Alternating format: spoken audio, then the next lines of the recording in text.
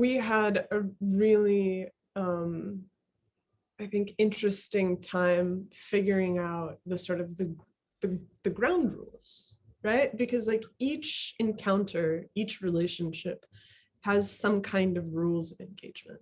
Right. And those rules of engagement seem like they come intuitively from the start, but what it really comes down to is that it might work, you know, if you're friends with somebody, it probably is like a very easy thing that you never have to query that much because you see them occasionally and like the rules of engagement are very simple and you're like, well, this is just how I am with friends. Mm-hmm. But then when you're constantly with somebody and you're literally like, okay, we have been together for what, 8 years? We've been together for 8 years. We went to graduate school together. We basically have lived together since like, I don't know, maybe like 6 months after we met. Yeah, his apartment in grad school is much nicer than mine. And so I kind of de facto just moved in. Nice. Luck of the draw. Luck of the draw. Well, he's very diligent, right? So he got the email from like housing services and within probably like 5 minutes filled out the survey and responded. And I waited 3 months until 5 minutes before the deadline. And so he got the nice apartment and I was living basically in like a dungeon. But so there's this process when you're constantly like coming up against somebody where you're like, what does it mean to actually negotiate? And what does it mean to actually figure it out when, like Shilo said, you're not in a democracy. There's not 3 people. There's not a balance of power. There's not 3 branches of government. It's just you two with your kind of irrational preferences, right? Preferences are emotional. It's like, it's all about emotion. It's all about the fact, well, I just want it this way. And it's like, well, why do you want it this way? And it's like to come to the end. For me, it was like I grew up in a household with 3 siblings, spaced really far apart. Younger brother is 7 years younger than me. Older sister is 6 years older. And so when you want something, you constantly have to explain why you want it. There's a constant negotiation. And so I think that there's been this process of like finding ways to negotiate your way into the rules of engagement in order to steer disagreements productively. So something actually comes out of them rather than disagreements just kind of shattering the earth and salting it. What you're saying is interesting. It makes sense. It's not something I'm used to. Like that's a fairly new concept to me, that you have to explain why you want something when, you know, there's limited resources. You need to share things, like you were saying, in your family of origin. Because, you know, there's probably a few other models. One of them would just be like, you know, whoever's bigger gets what they want every time, or something like that. I'm curious if the system you grew up in was one based on magnitude of need, or perhaps magnitude of importance. So if you really, really cared about something, would you be more likely to win in a resource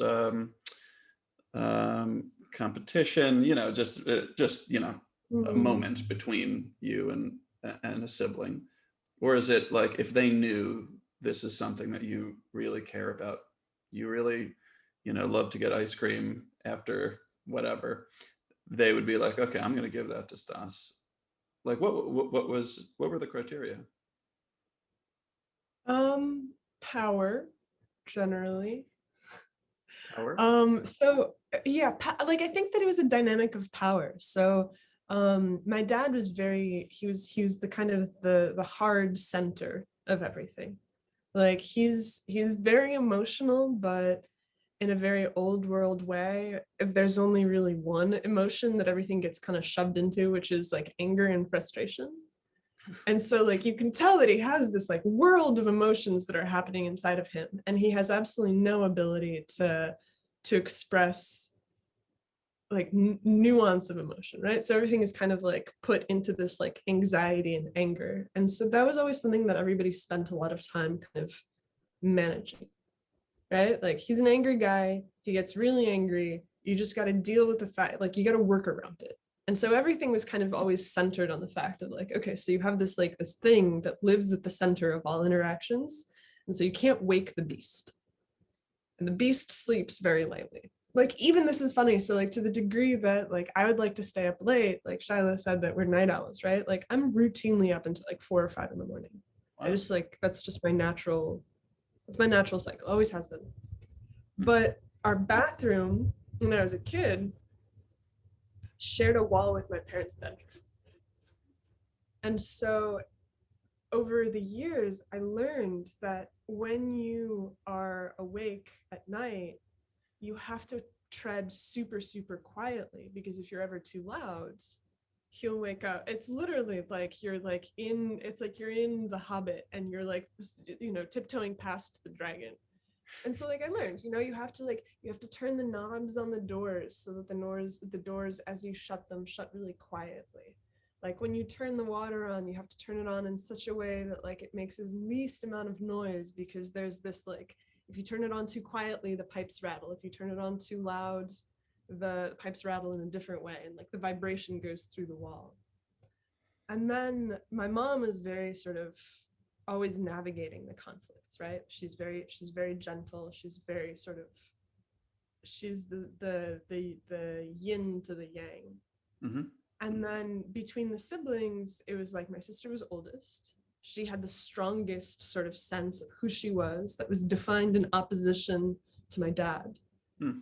And so there was these two poles of the family. Who do you align with? Like where do you fall in the sort of the militaristic almost layout? And when I was a kid, it was definitely with my sister, right? The balance of power of the siblings lay with my sister. And as I've grown older, I've sort of tried to step away from those dynamics as much as possible and to be like, well, maybe we don't need this to be about power.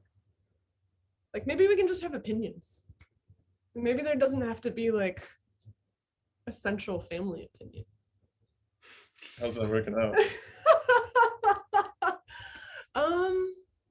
I mean, this family, by the way, is like one of the most technologically connected families you can imagine. Like they all work at literally all of them work at Google except for mom. And so they're like, we do weekly like video chats. Like the people, there's a constant like, what is it called? Little texty chat thing going all day, every day, group chat. You know, it's like this is a very active family, despite the fact that people live all over the place. Huh. Just commenting on Yeah, that. no, yeah. It's still going very much. This dynamic plays out on a daily basis still. So even though they're down in San Francisco and we're up here. Yeah. Wow. I mean, yeah, it's just it shifts over time. I'm curious how a family dynamic that centers around power and fear of, you know, the anger within the father can be one where there's constant disagreement that's acceptable, or is it not really disagreement? It was more negotiation. He's also very funny too. Like, to be fair, he's not just like this like dragon. You know, he's definitely a dragon, but he's not just this like angry dragon. This is definitely like one spirit that presents itself, but he's also constantly looking for humor in everything. And like he's like the captain of dad jokes, and like he's always looking for what's, you know, what's sort of goofy in the news. And I mean, he's a very like, he's a playful guy also. Yeah, he has this like sense of it. I think that like when I was under his thumb as a kid and he held the financial reins, like again, this is something that's incredible to me. The man supported a family of 6 without complaint, ever, never once.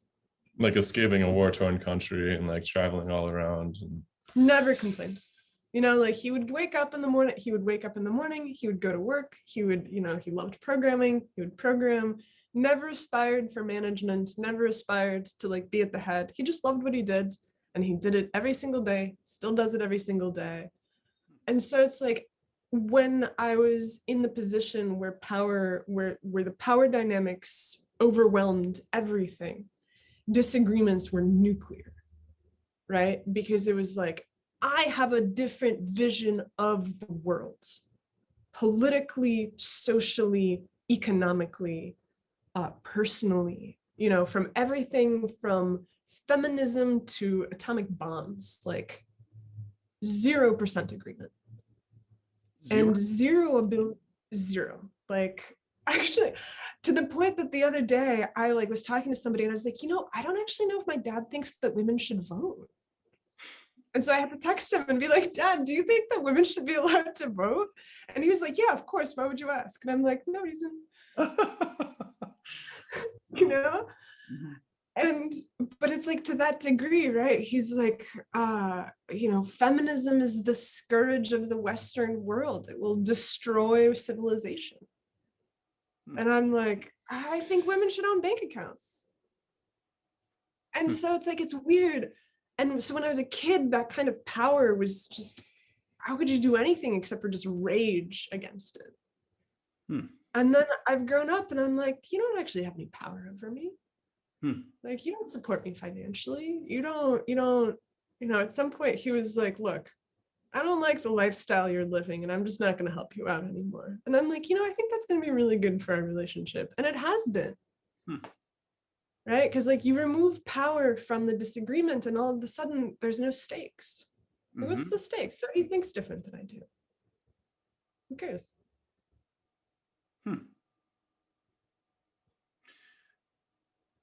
Are you saying you totally depart ideologically from your family? Because that would be extremely rare. That almost never happens. How would you evaluate that statement? I mean, Nastia is very, very different than everybody else in her family. That's for sure.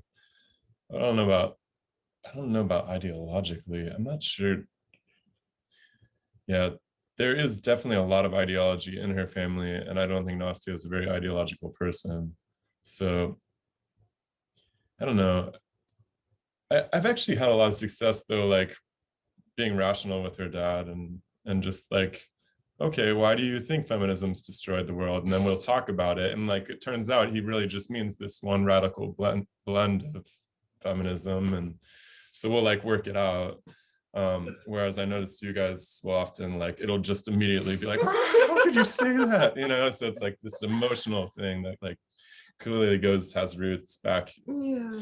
you know, so they're very ideological, but I do think that people with ideologies can be reasoned with. I know that's not necessarily a popular opinion, but once you identify it, like, and of course people are going to react very emotionally, so you have to be really patient and like allow people to vent and get upset and stuff and just kind of sit there and like hold their hand through it and stuff. So I'm not sure that answered your question exactly, but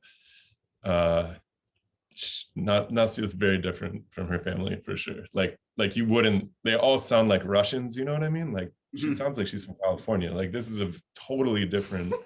Like it. I almost don't believe like that there wasn't like a milkman in the family tree somewhere. You know, like there's something. It's weird. I Yeah. look like them, I think. Sort of. Yeah.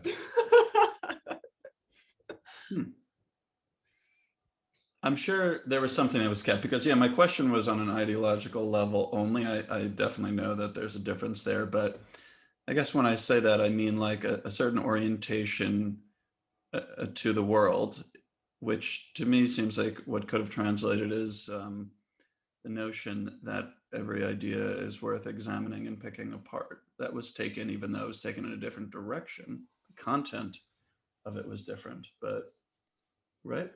That's something that is a fundamental belief in your family that you carry.